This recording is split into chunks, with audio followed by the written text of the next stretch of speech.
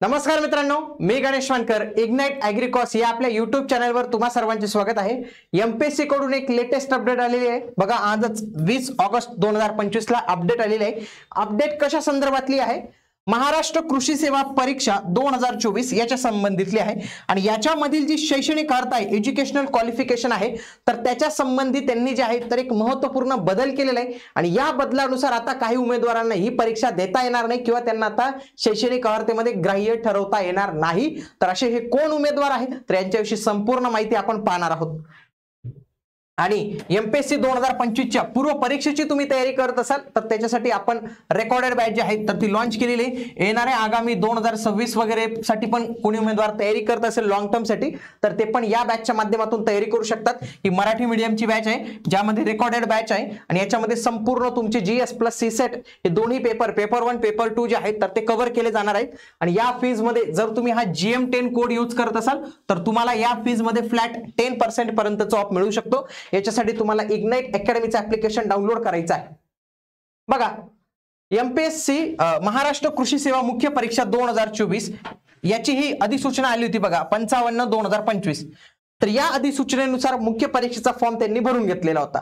आता सुरुवातीला जेव्हा ही 2024 ची राज्यसेवेची जाहिरात आली होती, म्हणजे ही आता राज्यसेवेमध्ये मर्ज करण्यात आलेली प्रिलिमसाठी, तर नागरी सेवा संयुक्त राजपत्रित पूर्व परीक्षा 2024 ची जी जाहिरात आली होती, कधी आली होती ती 29 डिसेंबर 2023 ला आली होती. तर त्याच्यामध्ये सुरुवातीच्या काही वेळामध्ये कृषी सेवेची पदं नव्हती. कृषी सेवेची पदं ही नंतर जी आहेत तर ती ऍड करण्यात आली होती. जवळपास 258 पदांचं मागणी पत्र आयोगाला प्राप्त झालं होतं आणि त्याच्यानंतर पुन्हा त्यांना अप्लाय करण्यासाठी लिंक जी आहे तर ते देखील सुरू करून दिली होती.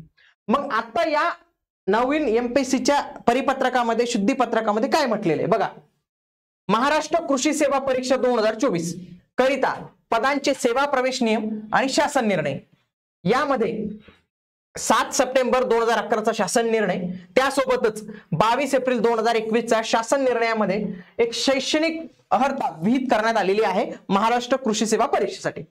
तथापि प्रस्तुत परीक्षेकरता लक्षात घ्या, बीटेक बायोटेक्नॉलॉजी 1 प्रमाणे बी बायोटेक्नॉलॉजी 2, बीएससी बायोटेक्नॉलॉजी 3 आणि बीएससी ऑनररी बायोटेक्नॉलॉजी 3 या विषयातील पदव्या समतुल्य धरण्याबाबत उमेदवारांकडून अभिवेदने प्राप्त झाली होती. सदर अभिवेदने विचारात घेऊन सदर पदव्यांच्या ग्राह्य संदर्भात शासनाला पत्र पाठवण्यात आले होते व शासन अभिप्रायाच्या अधीन राहून बी बायोटेक्नॉलॉजी, बीएससी बायोटेक्नॉलॉजी आणि बीएससी ऑनररी बायोटेक्नॉलॉजी पदवीधारक उमेदवारांना प्रस्तुत पूर्व मुख्य परीक्षेला तात्पुरता हा शब्द महत्वाचे प्रवेश देण्यात आलेला होता.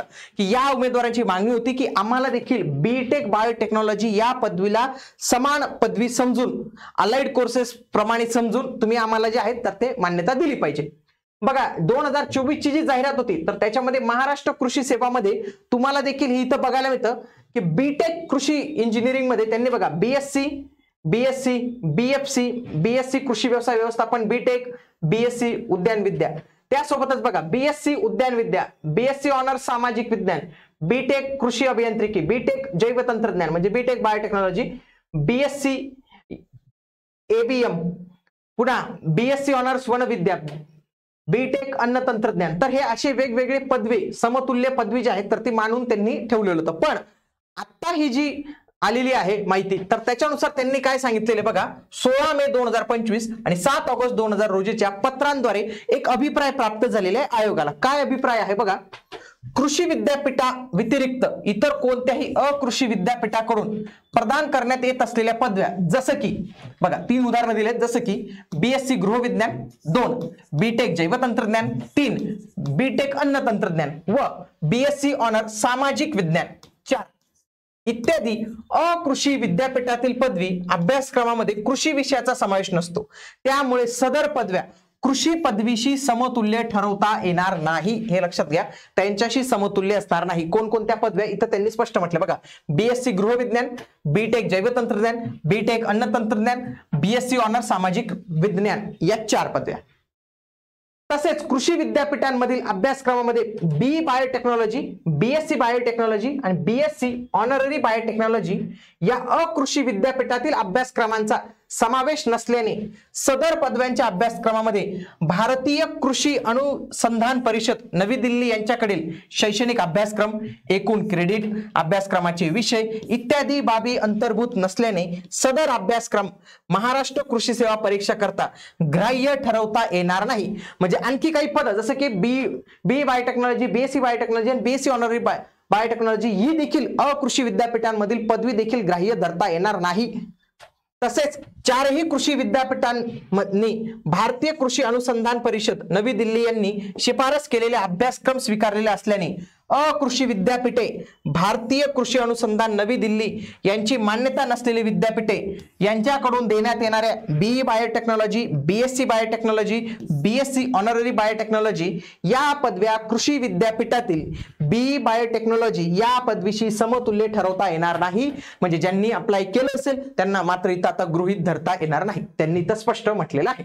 मग उपरोक्त शासन अभिप्राय विचारात घेऊन महाराष्ट्र कृषी सेवा परीक्षेसाठी दिनांक 22 एप्रिल 2021 रोजीच्या शासन निर्णयामध्ये नमूद कृषी विद्यापीठाव्यतिरिक्त इतर विद्यापीठांकडून प्रदान करण्यात आलेल्या BE biotechnology, BSc biotechnology, BSc honorary biotechnology या समतुल्य शैक्षणिक अर्हता म्हणून ग्राह्य धरता येणार नाही याची संबंधित उमेदवारांनी नोंद घ्यावी।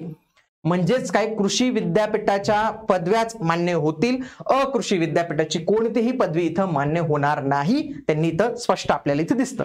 मग हा नियम कोणाला लागू असणार आहे बघा, इथं जर आपण पाहिलं तर यांनी सुरुवातीला देतानाच तुम्ही जर बघा इथं बघा हे कोणासाठी दिलेले बघा, महाराष्ट्र कृषी सेवा 2024-25 ला तर नाहीच आहे, पण 2024च्या ऍड पासूनच हे लागू होईल, कारण की त्यांनी त्याच्यासाठीच दिलेले। त्यांनी असं नाही म्हटलं की भविष्यात येणाऱ्या जाहिरातींसाठी, त्यांनी काय केलं की आता जी जाहिरात आलेली 2024ची तर त्याच्यामध्येच हा शैक्षणिक अर्हतेमध्ये आपल्याला बदल जो आहे तर तो केलेला दिसतो। तर हा एक मोठा बदल जो आहे तर तो बघायला मिळू शकतो आणि याचा परिणाम विद्यार्थ्यांवर खूप मोठ्या प्रमाणावर जाईल तो होऊ शकतो, कारण की खेळाचे नियम हा खेळ झाल्यानंतर बदलण्यात आलेले आहेत। म्हणजे मेन्स झालेली आहे आणि ऑलरेडी उमेदवार रिझल्टची वाट पाहत होते आणि त्याच्यामध्ये हा एक महत्त्वपूर्ण बदल जो आहे तर तो झालेला आहे। ओके, तरी अशा पद्धतीने आणि इग्नाइट अकॅडमीच्या माध्यमातून आपण कृषी भरतीसाठीचे कृषी सेवक, कृषी सहाय्यक या पदासंबंधीच्या जाहिराती येणार आहेत त्याचे ऑनलाईन मार्गदर्शन आपण सुरू केलेले। त्याच्यासाठी तुम्ही आपले इग्नाइट ॲग्रिकॉस हे आपलं YouTube चॅनल जॉईन करून ठेवा आणि इग्नाइट अकॅडमीच्या ऍप्लिकेशनवर उपलब्ध असलेल्या कोर्सेसला तुम्ही जॉईन करू शकता। भेटूया पुढील व्हिडिओमध्ये, तोपर्यंत जय हिंद, जय महाराष्ट्र, धन्यवाद।